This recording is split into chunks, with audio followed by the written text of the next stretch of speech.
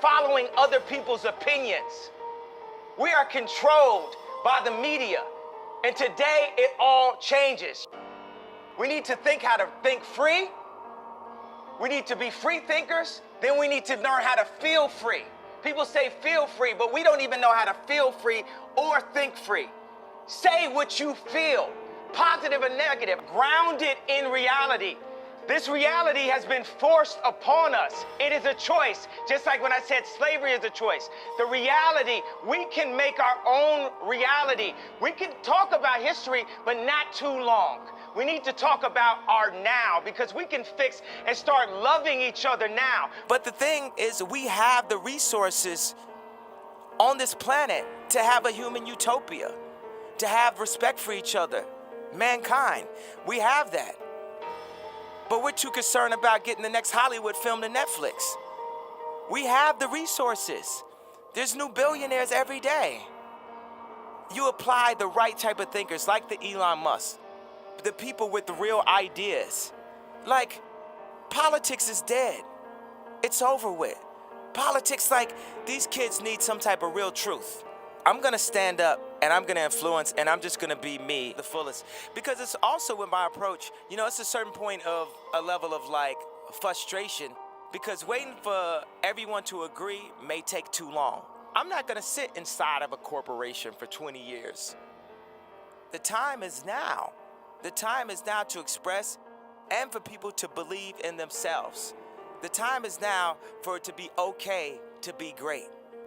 People in this world shun people for being great, for being a bright color, for standing out. But the time is now to be okay to be the greatest you. Your entire life is a test. And when did you have the most anxiety in grammar school and high school? No question. On test day. So your entire life become this test. I ain't trying to say the right answer. I am just doing what I feel. My mama said trying is failing. There is no ifs, woulds, coulds, shoulds. It just is, and we just are. And it is so. It's simple. And this mentality should not be defeated. Yea, cannot die. Yea, cannot be buried. There is nothing. As a matter of fact, no enemy. The enemy is a concept that's out. Before I found Christ and gave my life to God, I would try to lean on my own understanding. And that's the universe is like a black hole of information. What do you mean by your own understanding? Meaning, when people asked Einstein, said, you're the smartest person, what would you like to know? Einstein's response was, I'd like to understand the mind of God. Meaning God is all-knowing, and we can only know or see, and for me as a visionary, we can only know or see what God allows us to see and what he feels we're ready to see and understand, to maximize what our Maslow's hierarchy of need chart is. You know, what sets our dopamines, what sets our serotonins off, what makes us feel good. Basically, like, you know, we did a good deed, and it's like, it was somehow, you know, just doing a beat for a local dope rapper really meant a lot to me when I was 14 years old. Doing a beat for just anyone famous that had a major record deal was a lot to me at age 19. Me being able to, you know, put out my own music, and that was a lot to me at age 24. Meaning, as I grow, God sets new stages in the game of life for me that you get your satisfaction. Like Maslow's hierarchy of need is like our satisfaction chart. What makes us feel whole and accomplished as a human being? So as I go through these different levels, there's times where I would use confidence when I knew what I was doing, and I would use arrogance when I didn't know what I was doing. But I'd rather use arrogance than to let someone diminish my idea of myself, because that is what keeps us going. Hope actually keeps us alive. Anybody, you ask most people, it's like, do you want tomorrow to come? And they say, yes, they have hope for it. But I went from having confidence and arrogance to having faith. And faith is the opposite of fear. And that created this fearless approach that I have. And that's what now has made me the fearless leader that I am, that I've like crystallized into the leader that my mom always knew I would be when kids followed me in preschool. the leader that people saw when we changed the sound of music. You know, I like when Jay-Z said, show you how to move in a room full of vultures. Isn't that like you don't really have to change who you are and start saying, I'm going to be a snake, I'm going to be that. You know what I'm saying? Just know you can't let people use you or misuse you. Life is about using people, though. Just don't misuse them. I mean, just in life, if you like the type of music and you listen to it all the time, you know, why not follow your heart? Why not follow what makes you happy? I remember when the song the movie American Werewolf in Paris came out, and it had the theme song, I think was by Blur. Nothing hurts like your mouth, mouth, mouth. And like me and my friends used to love that song so much. And it was like we weren't supposed to like the song or something because of where we were from.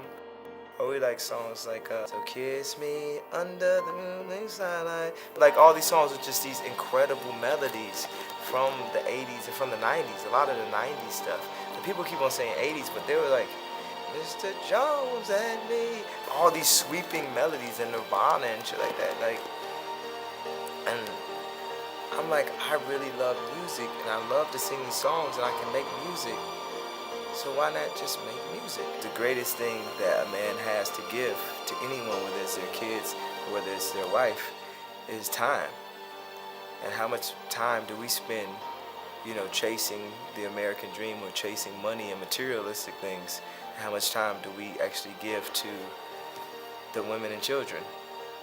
And that's what this album, more so than, you know, what type of music, you know, the way I chose to express it, that message is what people need to leave with the most, I think. There's a balance of family and calling that I specifically have.